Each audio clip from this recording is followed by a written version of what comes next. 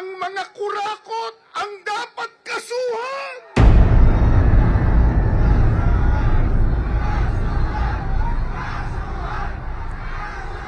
Ang mandarambong ang dapat ikulong.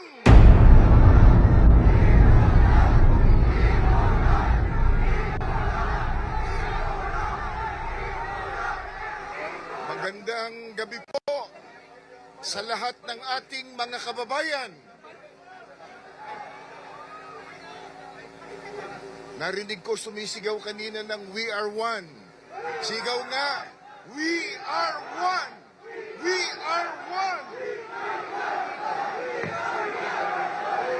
Balik na lang. Rotary, bilis to. Takbo. Mga kababayan, mga kapwa Pilipinong nagmamahal sa ating bayan at sa katotohanan. Ngayon po ay narito tayong muli, hindi dahil sa ano paman, kundi dahil sa atin pong paninindigan. Narito tayo upang ipanawagan ang katotohanan, ang katarungan at ang pananagutan. Hindi lamang para sa ating sarili, kundi para sa ating mahal na bayan. Mga kababayan, kakasuhan na raw po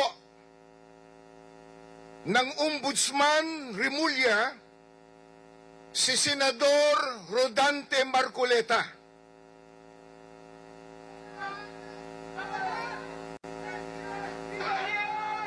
Ikakaso daw po ay indirect bribery, plunder, mga kasong mabibigat, mga kasong magkukulong sa isang inosenteng tao.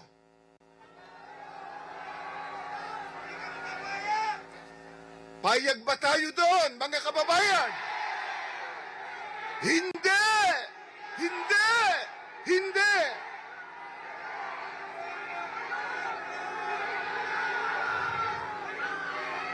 Meron pong napakalaking tanong. Bakit po si Marcoleta? Bakit ang nag-iimbestiga ang siyang kinakasuhan?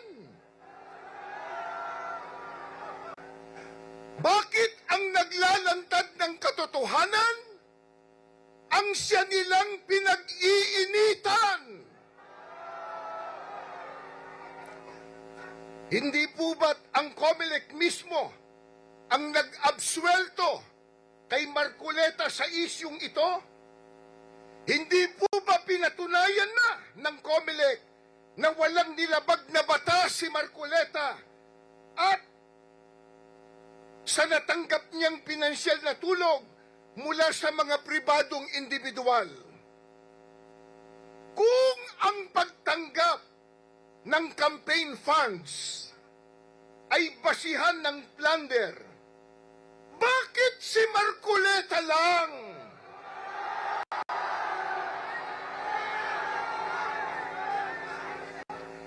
At bakit hindi si former Speaker Martin Romualdez?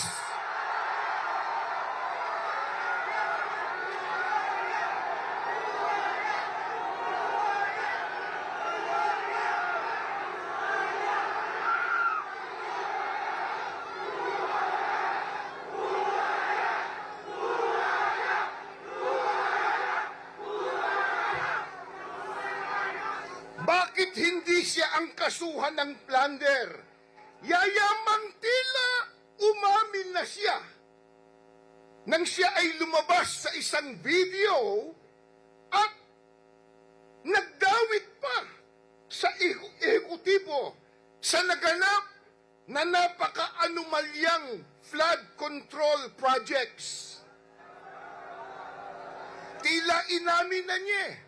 Nagdamay pa nga siya sa executive department.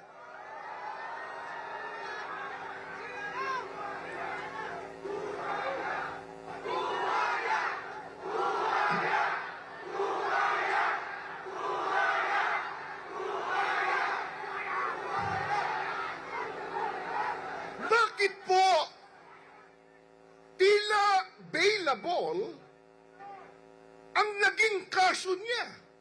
Samantalang si Marcoleta plunder agad.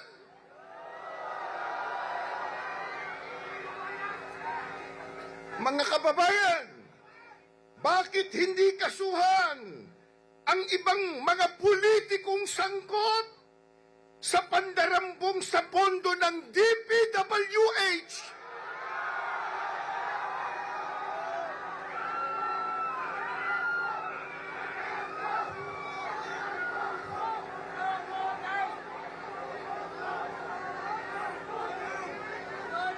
Ang dinambong nilang pondo ng DPWH ginamit sa kampanya ng ilang senador ngayon na nasa mayurya.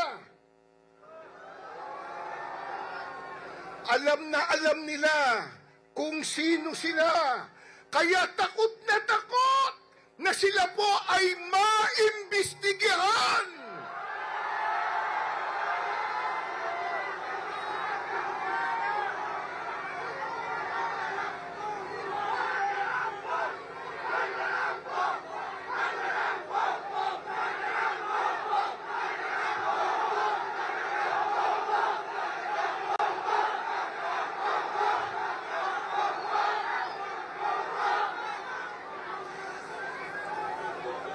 Si Congressman Libiste po, may ebidensya. May sworn statement si Bersamin. Nariyan po ang mga ebidensya. Ngunit bakit tila bulag ang ombudsman sa mga ito? Bakit Ginoong Boying Rimulya? Bakit?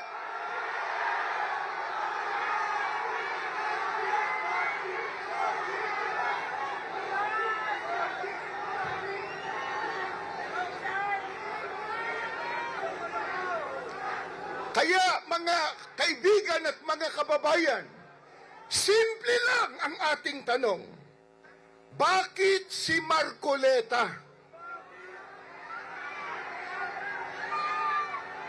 Alam niyo kung bakit? Sapagkat sila'y natatakot kay Marcoleta!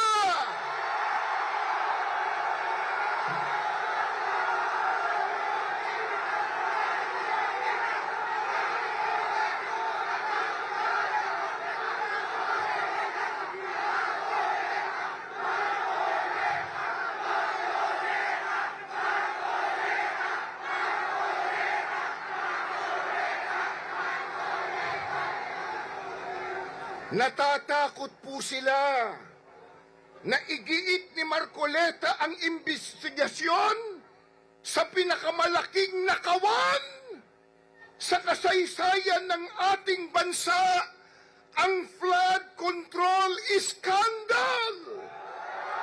Nakakahiya! Nakakahiya! Nakakahiya!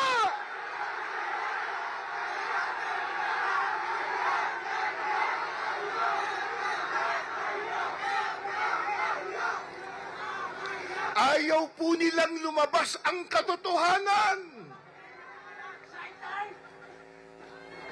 Ayaw po nilang mapanagot ang mga mastermind.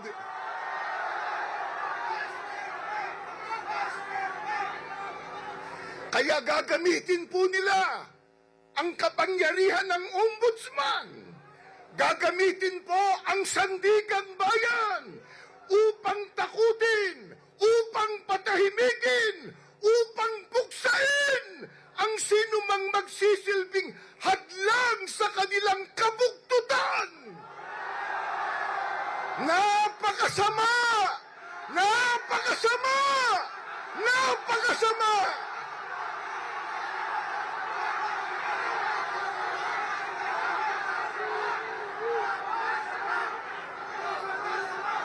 Mga kaibigan at mga mahal na kababayan, tandaan po natin, ang selective justice ay hindi po katarungan. Ang selective justice ay injustice!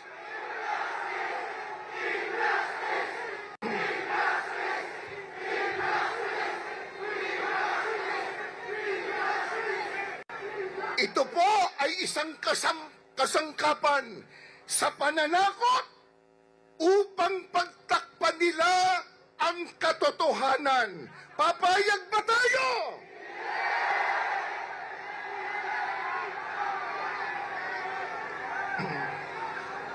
Mga mahal na kaibigan at mga Pilipinong nagmamahal sa ating bayan, kapag ang mga ahensya ang dapat sanang nagpuprotekta sa mga mamamayan, siya pa rin nagkakampi-kampi upang gipitin ang mga naglalantad ng katotohanan, saan tayo pupulutin ng mga mamamayan? Hindi po ba halatang halata na ang ombudsman, ang sandigang bayan, at ang ilang mga mambabatas nagkakampi-kampi po para protektahan nila ang isa't isa, lalo na ang nakaw na pera.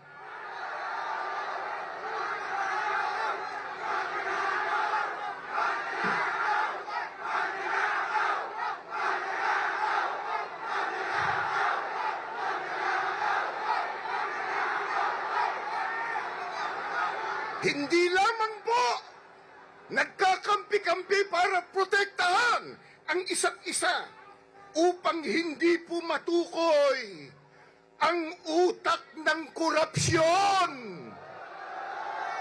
Mastermind!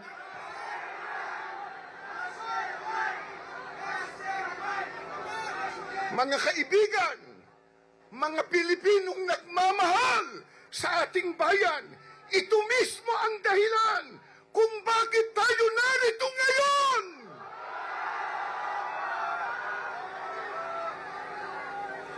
Hindi tayo papayag na ang katotohanan ay ilibing ng kasinungalingan.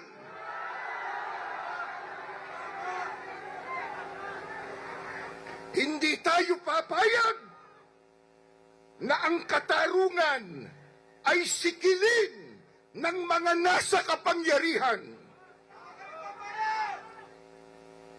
Kung gayon, ang tanong uli, bakit si Marcoleta?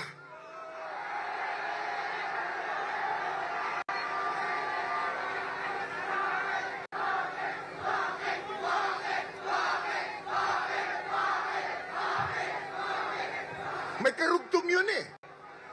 Bakit si Marcoleta? Sila ang mandarambong!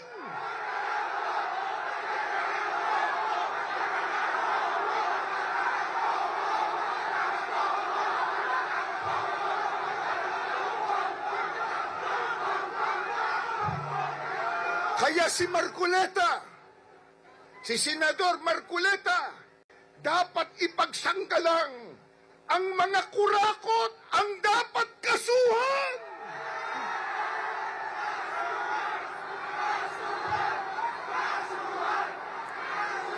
Ang mandarambong ang dapat ikulong.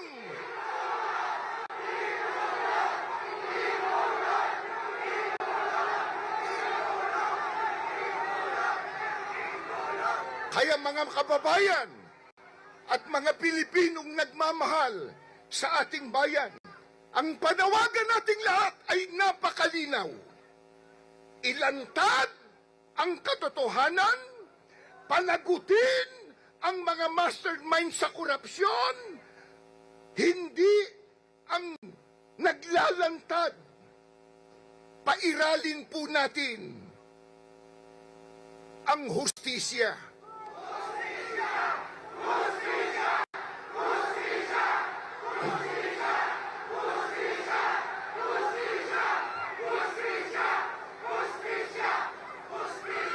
Hustisya at hindi po ang selective justice. Mga kaibigan, mga mahal po naming mga kababayan, tandaan po natin, kung ang inosenteng tao ikinukulong nila upang matakpan ang kasalanan ng iba, ang buong sambayanan ang magiging biktima. Kaya, ulitin natin, kaya tayo tumitindig po ngayon. Kaya tayo ay nagkakaisa. Hindi natin hahayaang mamatay ang katotohanan.